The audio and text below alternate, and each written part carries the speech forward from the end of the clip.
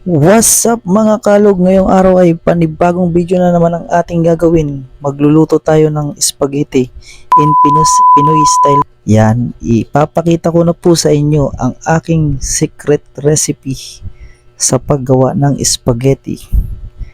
Simpleng-simple lang po ito pero napakasarap pag naluto. Yan, una po dyan, igisa lang po natin ang ating karning baboy o giniling.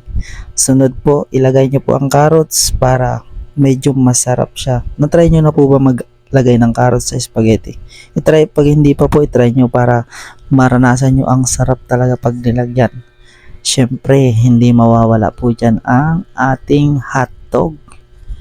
Lalagyan nyo po natin ang hotdog. Isabay na po natin sa pag-isa para yung sarap ng hotdog kumapit po dun sa ating ginisang giniling. Sunod po dyan ay mag-add na tayo. Ilalabas na natin ang isang recipe natin. Ito po ay ang ating Reno. Liver spread po yan. Add lang po tayo ng kahit kalahati. Depende po sa lulutuin nyo. Kung mga 3 kilo, yung malaki na gawin nyo. Pag mga 1 kilo lang naman, pwede na po yung kalahati. Para medyo malinamnam ang lasa ng ating sauce.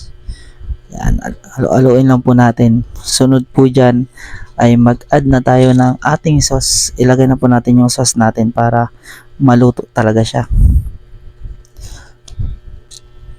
Halo-haloin lang po natin para magkapit ang lasa. Yan, buhos nyo na po yung sauce. Tapos ang next po nyan ay syempre hindi mawawala yung ating timpla.